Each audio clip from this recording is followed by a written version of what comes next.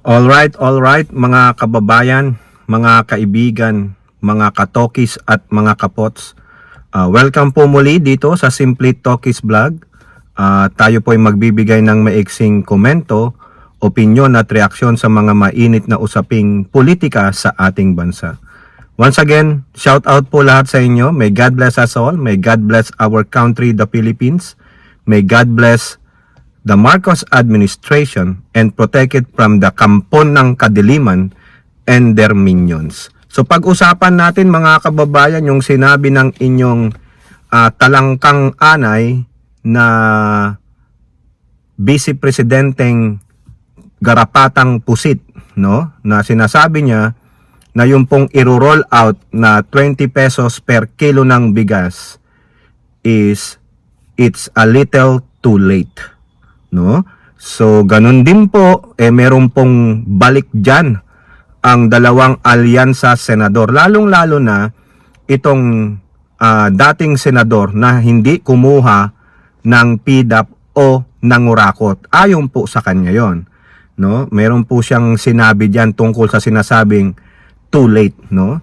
Ganun din po at itong kanyang kasama na isang prophetess ng kadiliman, si Aimee Manotoc, ay pinayuhan po.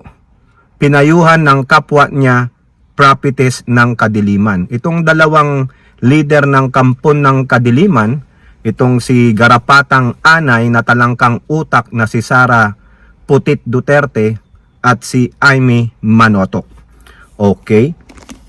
So unahin natin mga kababayan, ito pong isang payo ng utak ng kadiliman na talangkang anay na si Sara Pusit Garapatang Duterte. No, doon po sa rally nila sa Tondo, nandiyan po yung isa ring selfish na lumalabang mayor ng Maynila na si Isko Moreno. Tuwang-tuwa po sila sa pagiging isang ugaling burak ng inyong Vice Presidente. No? Sabi niya kaya niya daw makipaglaban sa kanal. Yan po yung sinabi niya. Kasi bakit? Alam niyo yung kanal sa atin, burak yun Punong-puno po ng etat yung kanal. Etat ng aso, mga kitikiti, no? Kung ano-ano pang mga madudumi na napupunta dyan sa kanal. Kasi doon po nababagay ang inyong Vice Presidente na utak talangka na isang anay at isang ugaling baboy. Sabi niya yun O di ba? Sabi nga ng ating mga viewers, no, yung at iba pa na acronym ATBP,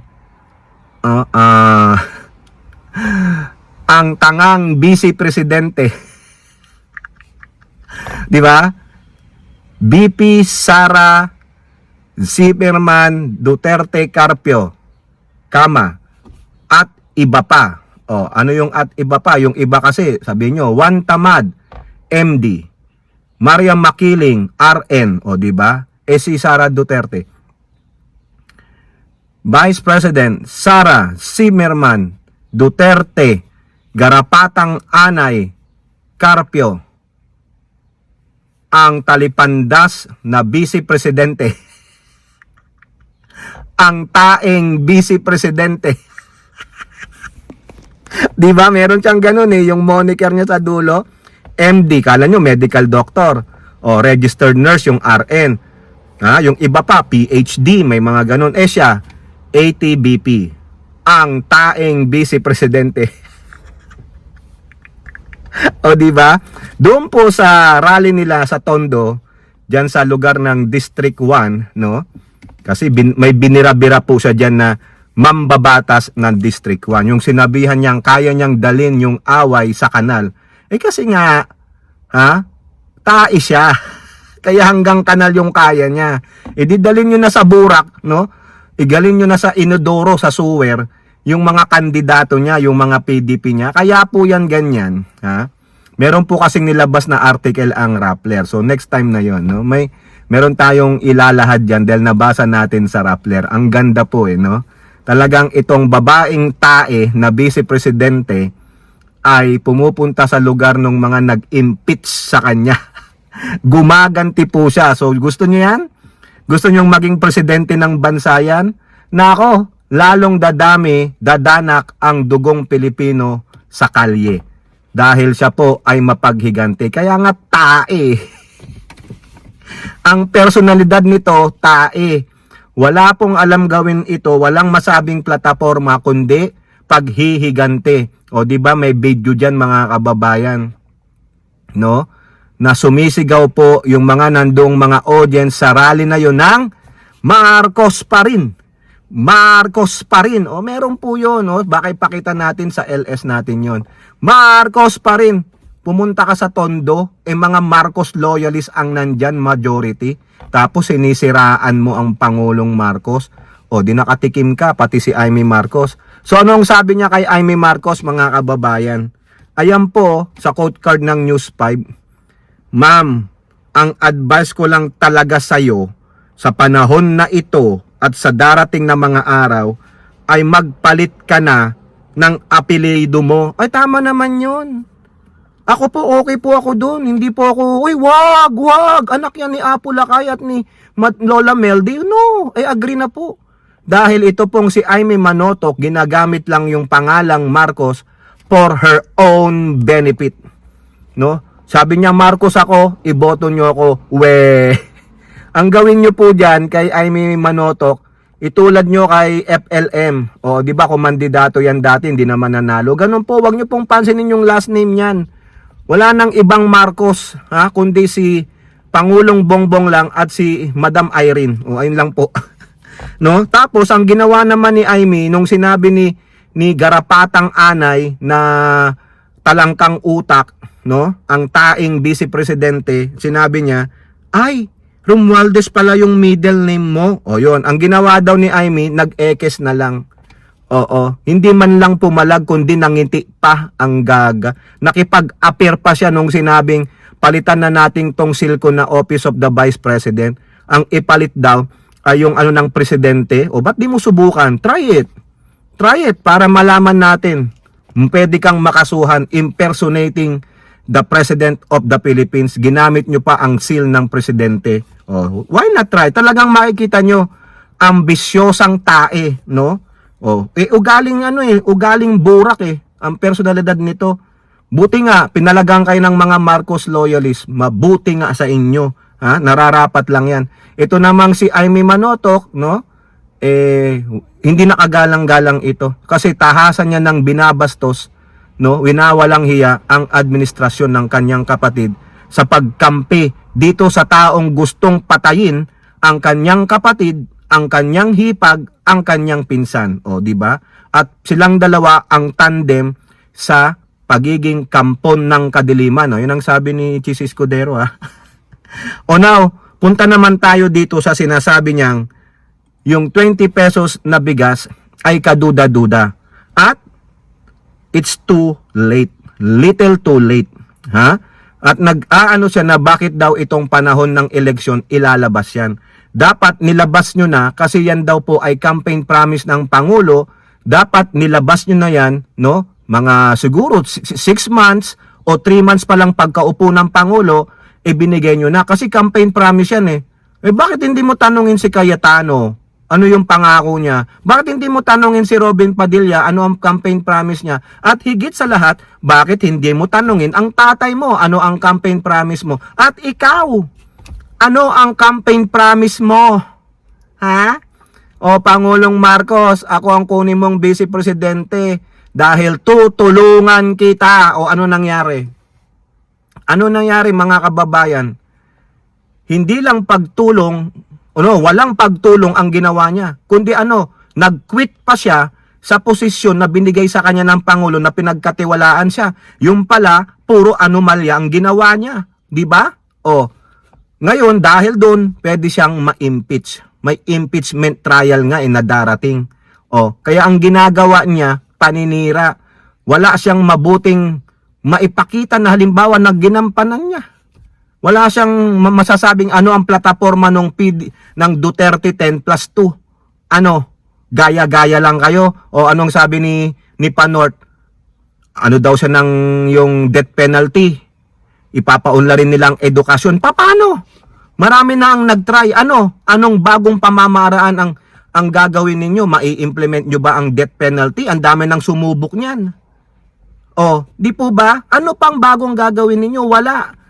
Huling-huli kayo, kayong Duterte plus 2. Ha? Lalong-lalo na yung unang pronouncement ng dati nyong Pangulo ngayon na nasa dahig. Ang sinabi niya, pag nanalo tong kandidato nating PDP senators, ligtas na si Sara sa impeachment. Yun ang number 1 agenda nyo. Ha? Para pag kayo nakapasok na senators ng PDP, yan ang gagawin ninyo. Matik na naboboto kayo ng no to impeachment despite of the damning o yung mga ebidensya na ilalabas ng prosecutors. Wala kayong gagawin kundi wala na. Pwede na kayong maglagay nung ginawa ni Pusit, di ba? Doon sa hearing naglagay ng AirPods or yung kanyang earphone, di ba? Mga bastos eh. Pare-pareho po sila ng ugali, mga entitled, no? Kaya sinasabi ni Sara Duterte, it's too late. Walang too late. Hindi too late ang pagtulong sa mamamayang Pilipino. At yung too late mo, kailanman hindi yan pinangako. Tandaan ninyo, yan ay masusing pinag-aralan. Hindi tulad ni Pusit, gagawa ng proyekto sa DepEd, no? Tulad ng nung sinabi nung kasamahan nating isa ring pro-admin vlogger na si Carclea, yung kanyang Catch Up Friday, basta na lang inilunsad ng walang pag-aaral. O di ba? Ilang linggo lang pinag-aralan, wala. Ano ang training na ginawa ng mga guro? Hapit sa oras. Ito, may isang modelo na talagang pinag-aralan, modelo na gawa ni Governor Gwendolyn Garcia dun sa kanyang lalawigang Cebu. Yung sugbo, merkado, barato. O di ba? Yun ang naging pamantayan, naging modelo ng itong 20 pesos per kilo ng bigas, no? Magkakaroon ng subsidy ang gobyerno at ang LGU. Ano pang gusto ninyo? It is never too late to help. Di ba? O ikaw, Sara Pusit, ang gusto mo ura-urada, talagang entitled kay. Ang gusto mo urada na, paano pag pumalpak? Disisisihin nyo pa rin ang gobyerno. Kaya nga ang sabi natin, half glass empty, half glass full. Sala sa init, sala sa lamig. Ano ba talaga? Wala, batikusin. Meron, batikusin. O, di ba? At asa na yung sinasabi mong makikipagtulungan ka, malaking tulong ka sa gobyernong Marcos, iba pala. So ikaw ang sinungaling. Ikaw ang walang nagampanan, kundi laway-laway lang, itok-itok. O ngayon, mga kababayan, ano po ang sabi dyan ng dalawang miyembro ng alyansa ng Bagong Pilipinas senatorial candidate? Unang-una, si Sir Erwin. Quote card sa Abante. Anong sabi niya? Matagal nang naniningil ang taong bayan. Pinag-aralan ito noong ako ay nasa gabinete pa. O kailan na-appoint na DSWD Secretary si Sir Erwin? 6 months lang siya. Pero prior to that, pinag-aaralan na. Ibig sabihin, matagal pinag-aralan para naman hindi malugi ang gobyerno, hindi malugi ang mga magsasaka. Binaboy mo ang magsasaka, sabi mo pagkaing baboy lang. So ibig sabihin yung mga hinaharvest ng mga magsasaka ay pangbaboy, panghayop, hindi pwedeng pagkain ng mga tao o even sila. Hindi mo pa nga alam kung anong quality ng bigas ang ibebenta, hinusgahan mo na. O sinong manlalait, sinong mata pobre. Palibasa may pera kayo, bilyong-bilyong piso, di ba? Ngayon na isa katuparan, may nagsasabi pa, ningas kugon. Ang pinakamahusay na paraan kapag mapapanatili ito, yung 20 pesos na bigas, ay repasuhin ng RTL. Pwede naman yan. Di ba? In relation sa pagbibenta ng NFA ng bigas, kasi wala pong NFA rice eh. Para lang po silang kuwalan ng kuwa sa mga buffer stock yung mga tama naman ito. Pag-aralan mabuti para makapagbenta ng NFA rice sa merkado ng mas mababa. Sino pang nagsalita dyan ng it's never too late? It's never too late na tulungan ang mga kababayan. Ang tanong ko kay Pusit, ba't may namatay ba? Nung hindi na-implement agad ang 20 pesos? May namatay ba? Ha? At hindi nakakain ng bigas at sinaing?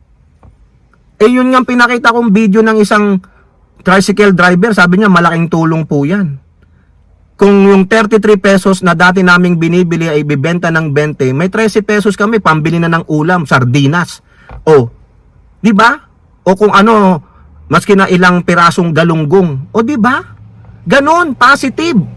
Very positive ang mga mamamayan, hindi tulad ni Sara Duterte na ang binibigay ay puro ano, negatibo. Sobrang negative mga kababayan. Ayan po ang gawain at pag-iisip ng isang demonyo mga kababayan. Nakakahiya po. Ito pa tingnan nyo to. Itang isang posting dito sa sa FB mga kababayan. Minura po siya mga kababayan. Ito sabi dito tinanggal lang po yung pangalan Ito po pasensya ka na Sara Duterte. Pero PI ka. Di kami hayop. Pinsan ng lolo ko magsasaka sa Nueva Ecija. Tapos tingin mo sa NFA pagkain ng baboy. Ogag ka. Wala kang alam. Tangiay mo, namu. O di ba? Talagang pinagmumura po siya. Galit po yung mga majority of netizens. Meron pang nag-video diyan mga kababayan. Hindi mo naintindihan yung pinagsasabi mo, sabi niya. No? Wala kang kaalam-alam dahil mayaman kay. May pera ka. Di ba? Hindi ka na nahiya, animal. Mga kababayan, sobra po ang panglalait. Sobra ang pangbababoy. Ha? Nakakahiya mga kababayan. Ha? Hindi mo pa alam ang quality ng bigas, hinusgahan mo na. Eto pa, yung isa pang miyembro ng alyansa sa Bagong Pilipinas senatorial candidate na hindi tumanggap o nangurakot ng pondo ng bayan, lalo na yung PIDAP, si Pampelo Lacson. Sabi niya, quote, kapag tinutulungan mo yung mahihirap at gutom, nothing is too late. Nothing is too little. Too little. Gutom yan at kahirapan. Correct. Paano ang gusto nila? Maghirap at magutom ang mga Pilipino, pahirapan sa taas ng presyo ng bilihin. May ginagawa ang gobyerno para pabagsakin ang presyo ng bilihin, lalo ng staple food na bigas. Ayaw nila kasi masisira yung naratiba nila nagugutom na kami. Naghihirap na kami. Ngayon, may isang paraan para makatulong sa paghihirap at kagutuman. Ayaw ninyo? Tama si Pampelo Lacson. Walang too late. Walang too little sa mga mahihirap at nagugutom. Pero kasi itong mga nagsasabi ng ganun na nagugutom na kami, naghihirap na kami, putik mayayaman po yan. Ang mahal ng mga gadget niyan. May mga kotse yan, may sariling bahay yan, saan nakatira ang mga yan. Di ba? Mga animal lang.